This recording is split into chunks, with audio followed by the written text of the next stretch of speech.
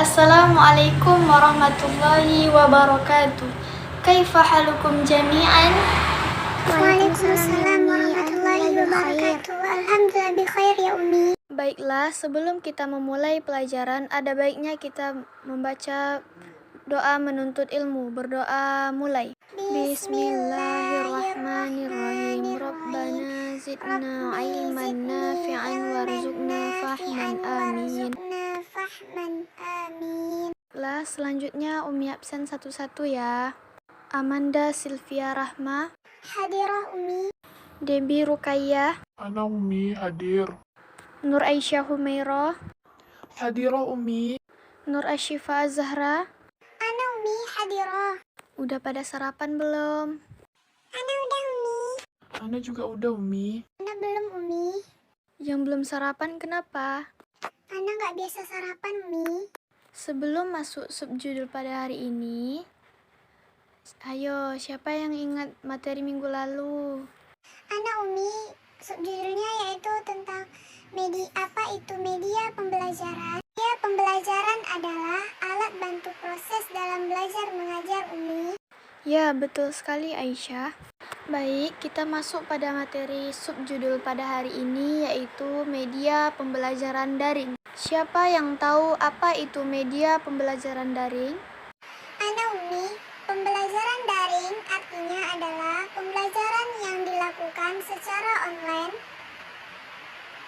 ataupun tidak tatap muka dengan menggunakan media-media dalam jaringan maupun menggunakan aplikasi pembelajaran maupun di jaring sosial. Ada lagi yang lain? Ana Umi. Kata lainnya, daring adalah kegiatan belajar yang dilakukan menggunakan koneksi internet. Ya, semuanya benar. Pembelajaran daring ini dilakukan menggunakan aplikasi media, contohnya WhatsApp, IG, Google Classroom, Google Meet, Zoom, dan yang lain sebagainya. Dengan belajar daring, siswa diharapkan mendapatkan ilmu yang sama dengan belajar tatap muka. Namun, lebih rileks karena kegiatan belajar mengajar dilaksanakan di rumah sendiri. Pembelajaran online pada dasarnya adalah pembelajaran jarak jauh atau disebut dengan PJJ. Sistem pembelajaran jarak jauh merupakan sistem yang sudah ada sejak pertengahan abad ke-18. Sejak awal pembelajaran jarak jauh selalu menggunakan teknologi untuk pelaksanaan pembelajaran, mulai dari teknologi paling rendah atau sederhana hingga yang terkini. Secara singkat, sejarah perkembangan pembelajaran jarak jauh ini dapat dikelompokkan berdasarkan teknologi dominan yang digunakannya. Contohnya, mengelompokkan generasi pembelajaran jarak jauh ke dalam 5 generasi, yaitu yang pertama model correspondence, yang kedua model multimedia, yang ketiga model telelearning, yang keempat model pembelajaran fleksibel, dan yang terakhir model pembelajaran fleksibel yang lebih cerdas atau bisa disebut dengan the intelligent flexible learning model. Pada generasi PJJ keempat dan kelima, lahirlah jargon-jargon yang sangat populer di masyarakat seperti e-learning, online learning, dan mobile learning yang lebih memasyarakatkan lagi fenomena PJJ. Seperti disebutkan pembelajaran online, lahirnya mulai generasi keempat setelah adanya internet. Jadi, pembelajaran online adalah pembelajaran yang dilakukan melalui jaringan internet. Oleh karena itu, dalam bahasa Indonesia, pembelajaran online diterjemahkan sebagai pembelajaran dalam jaringan atau pembelajaran daring. Istilah online learning banyak disinonimkan dengan istilah lainnya seperti e-learning, internet learning, web-based learning, telelearning, distributed learning, dan lain sebagainya. Dalam beberapa tahun terakhir, pembelajaran online juga sering dikaitkan dan digunakan sebagai padanan istilah mobile learning atau m-learning, yang merupakan pembelajaran online melalui perangkat komunikasi bergerak atau bisa disebut dengan mobile communication devices seperti komputer, tablet, dan smartphone lainnya. Kemudian, setiap pendekatan, metode, dan strategi pembelajaran sudah tentu memiliki kelebihan dan kekurangan. Begitu juga dengan pembelajaran daring ini. Adapun dari kelebihan pembelajaran daring ini yaitu yang pertama, melatih kemandirian siswa. Siswa dituntut untuk dapat belajar tanpa ada pengawasan langsung dari guru maupun orang tua. Siswa bisa belajar untuk melakukan riset sendiri melalui internet dan sumber-sumber lainnya secara mandiri. Kemudian yang kedua, siswa dilatih untuk menguasai teknologi informasi yang terus berkembang melalui pembelajaran secara daring. Siswa akan lebih mengenal dan menguasai aplikasi yang digunakan dalam pembelajaran. Kemudian kelebihan yang ketiga yaitu waktu lebih fleksibel. Siswa bisa langsung mengikuti proses belajar dari rumah dengan waktu yang bisa disepakati dengan guru. Kemudian kelebihan yang keempat, tempat lebih fleksibel. Siswa bisa mengikuti pembelajaran bisa dari mana saja. Yang terpenting tetap terhubung dengan internet. Kemudian yang kelima, kelebihannya dapat diakses dengan mudah. Pembelajaran terasa lebih mudah karena cukup melalui gawai ataupun laptop ataupun komputer yang terhubung ke internet. Kemudian biaya lebih terjangkau bagi siswa yang jauh ke sekolah, perlu mengeluarkan biaya transportasi, uang jajan, bahkan sewa rumah. Namun, dengan pembelajaran daring, siswa cukup membeli kuota dan menggunakan gawai yang telah dimiliki. Kemudian kelebihan yang ketujuh yaitu menambah wawasan siswa. Wawasan siswa semakin bertambah dengan banyaknya sumber belajar yang tersedia di dalam internet tersebut.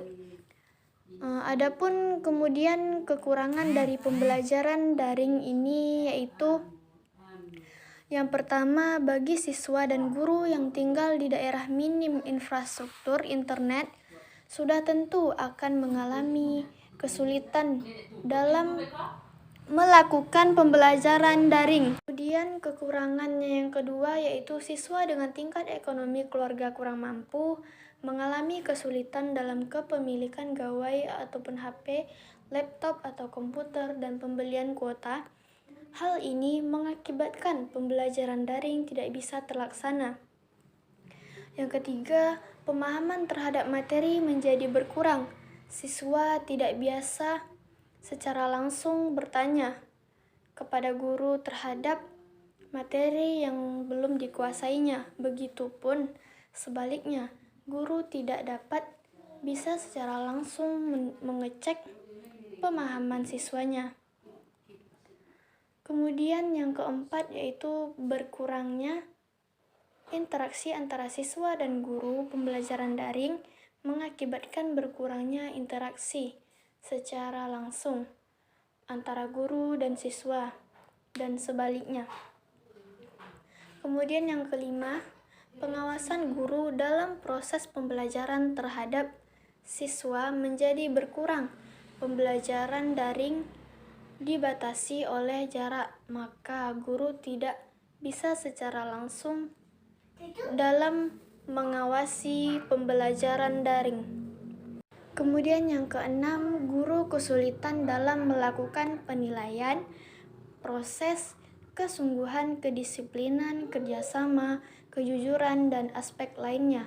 Sulit dilakukan penilaiannya. Hal ini karena guru tidak bisa memperhatikan secara langsung proses pembelajaran yang dilakukan siswa tersebut. Kemudian kekurangan dari pembelajaran daring yang ketujuh yaitu fokus siswa selama proses pembelajaran daring terganggu dengan aktivitas lainnya, misalnya belajar sambil chat dengan siswa lainnya, belajar sambil menonton, belajar dibarengi kebisingan, situasi di sekitar rumah, dan lainnya.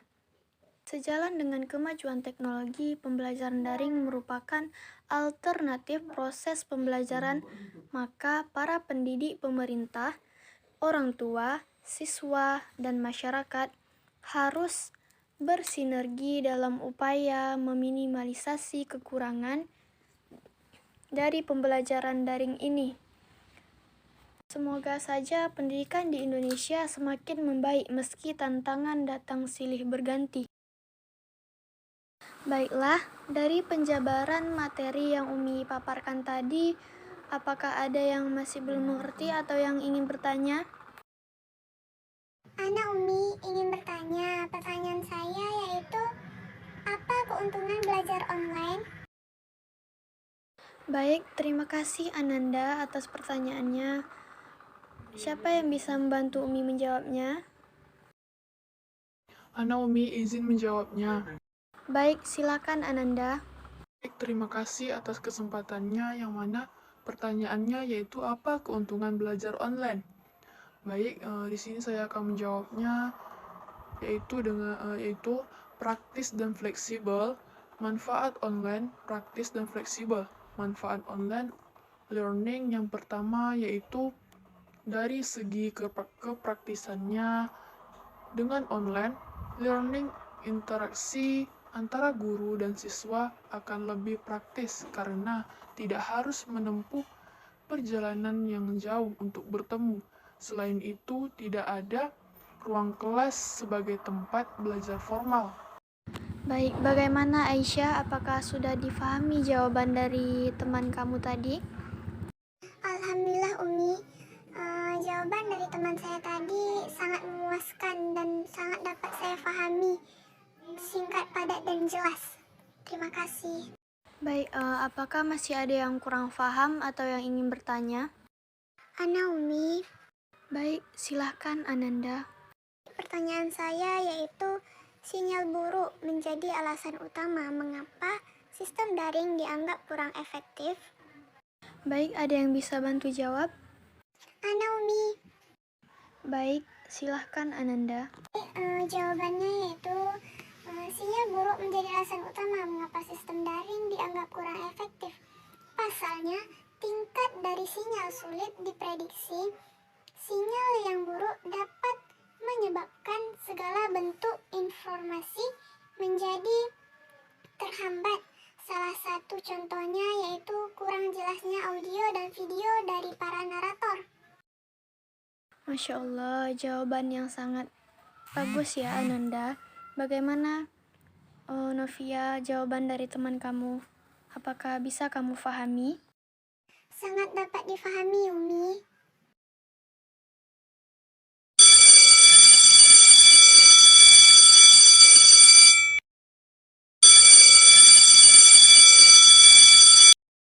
Baiklah, karena bel keluar main sudah berbunyi, maka pertemuan kita kali ini Umi akhiri. Assalamualaikum warahmatullahi wabarakatuh.